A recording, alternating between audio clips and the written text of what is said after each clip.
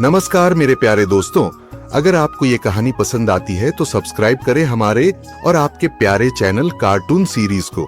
और हाँ, लाइक और कमेंट करना मत भूलिएगा। ये कहानी है मोहन लाल के घर की। उसकी दो बेटियां थी, बड़ी बेटी सौम्या और छोटी बेटी सीमा। मोहन लाल एक व्यापारी रहता है। एक दिन की बात है, एक पंडित जी मोहन लाल के घर आते हैं। अरे पंडित जी, आइए बैठिए, बताइए कैसे आना हुआ।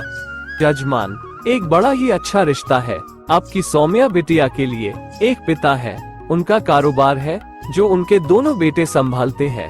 अच्छा परिवार है, पर अफसोस की बात है बेटों की माँ नहीं है। बाकी सब कुछ बढ़िया है। वे लोग अपने बड़े बेटे गणेश के लिए रिश्ता ढूंढ रहे थे, तो मैंने भी आपका पता बता दिया।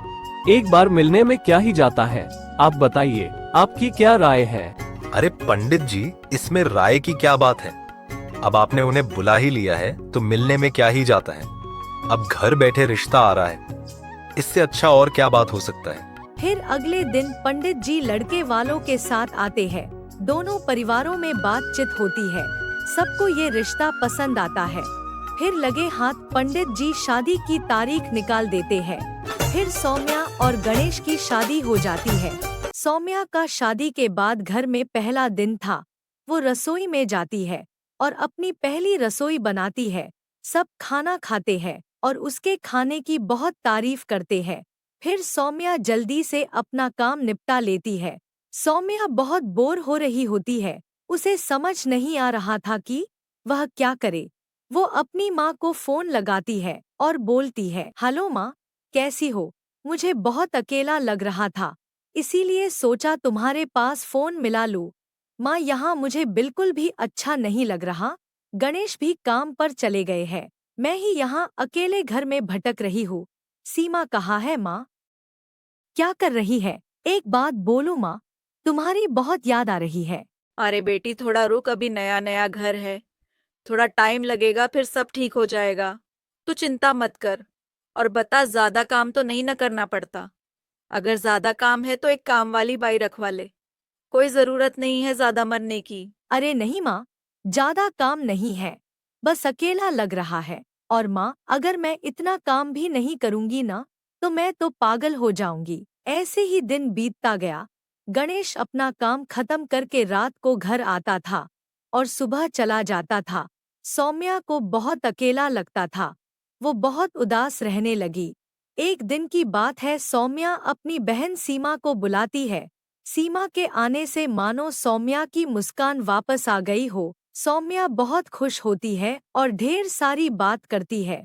सीमा को आए 2 महीने हो गए थे। अब सीमा घर वापस जाने वाली थी। सौम्या फिर से उदास हो जाती है।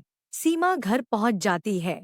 एक दिन जब गणेश रात को घर आता है, तब सौम्या उससे बोलती है, गणेश, मेरे मन में एक बात थी।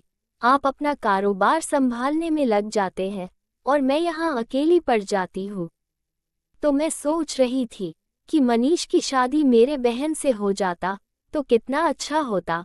दोनों बहनें मिलके घर संभालेंगी और दोनों भाई मिलकर कारोबार, कितना अच्छा होगा ना। सौम्या, तुमने सोचा तो अच्छा है, पर जहां तक मुझे पता है बाबूजी नहीं मानेंगे। अरे, पर एक बार बात करके तो देखिए, शायद मान जाएं। गणेश सौम्या की बात नहीं सुनता और वहां से चला जाता है।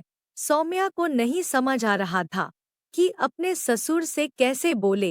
एक दिन जब सब खाना खा रहे थे, तब सौम्या अपने ससुर जी से बोलती है, पापा जी, वो बात ये थी कि मनीष की भी तो उम्र हो गई है। आपने कोई लड़की ढूंढी है क्या?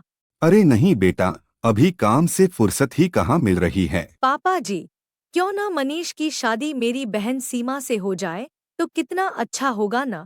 मेरा भी घर पे मन लगा रहेगा। अरे बेटा, ये तो बहुत अच्छी बात है। अपनी माँ से बात कर लो, कल ही हम तुम्हारे मायके चलते हैं। उन लोगों की भी अगर राय हुई तो लगे हाथ तारीख भी निकलवा लेंगे। सौम्या अपने घर वालों के साथ मायके जाती है। दोनों परिवारों में बातचीत होती है और रिश्ता पक्का हो जाता है। अब मनीष और सीमा की भी शादी हो जाती है। सौम्या और सीमा एक साथ घर संभालती और खुशी खुशी एक साथ रहती है। सौम्या का अकेलापन भी दूर हो गया और लगे हाथ सौम्या की बहन उसकी देवरानी बन गई। सब खुशी खुशी रहने लगे।